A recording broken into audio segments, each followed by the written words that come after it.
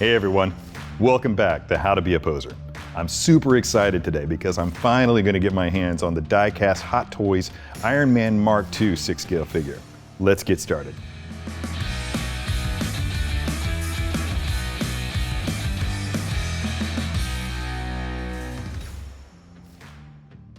All right, here it is, the Iron Man Mark II Diecast by Hot Toys. Still in its box, exactly the way it's going to come to you. Comes with a variety of switch-out components for the armor, a gorgeous portrait of Tony Stark, and a hologram version of the Mark II. Can't wait to see what I can do with all this stuff, so let's get rolling. All right, here it is. Got my hands on this guy. This is so cool. I'm really thrilled with how real they made this look. Look at that bulk. It looks even better than the other Mark IIs that came before it.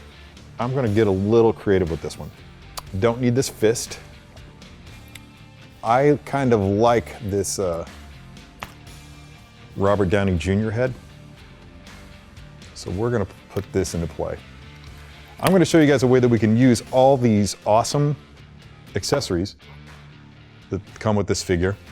I think I'm just gonna have him in sort of a test mode.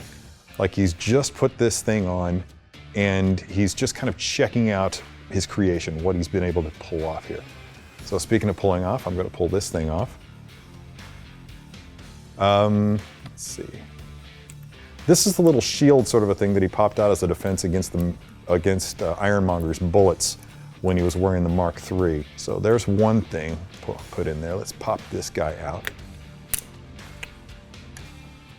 Now each one of these is marked on the inside with an R or an L, signifying which side of the body it's supposed to go on. This is the right side. And that just pops in. There are two keyholes. Impossible to mistake which one is which. I knocked that out, so I'm just gonna wait until later on to put that back in. Okay, out it comes. Very cool, we got that.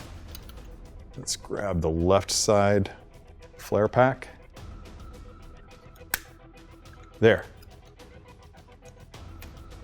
And let's drop that in there. Okay, that's good. Just like the flare packs, these rocket pods are marked clearly left and right. So I'm gonna pop this guy off very carefully. And you could be sloppier than I am about this and just kind of cavalierly pop them off, but I suspect that if you do it repeatedly, the plastic will wear over time, and that's not something anybody's looking forward to. What I want is I want this arm to be up.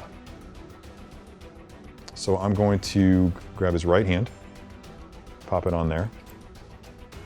Because of the way this shield expands, the forearm expands when the shield is deployed, it's colliding with the hand, which is making it impossible to do exactly what it is that I wanted to do with it.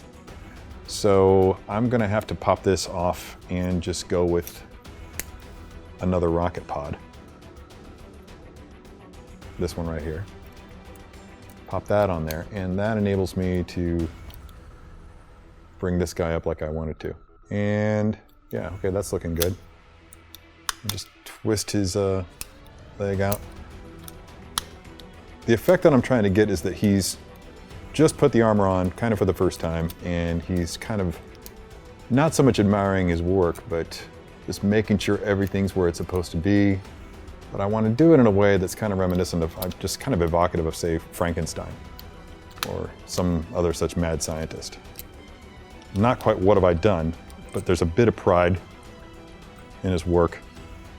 All these crazy flaps back here, I'm just going to deploy all of those. Like he's doing a full systems check, full diagnostic.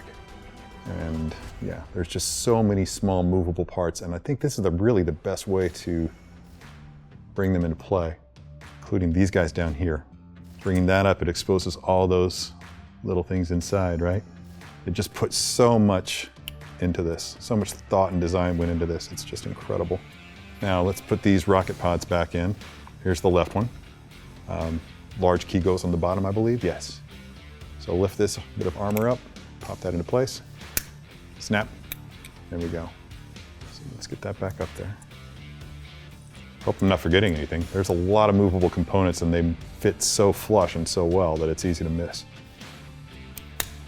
Pop it goes. Cool. All right, let's see. I don't think that there's anything else that I can add to this mix. I think I've opened everything that I can open. The only thing really left to do is to drop that on top of his head. And let's get this last hand in. I couldn't decide if I wanted a fist or that flexing hand. Now remember, I think I've mentioned this in videos in the past, but when you're doing hands, the way that my hand goes naturally is that the index finger is extended a little bit more than the middle finger, which is extended a little bit more than the ring finger, and etc. So try to replicate that.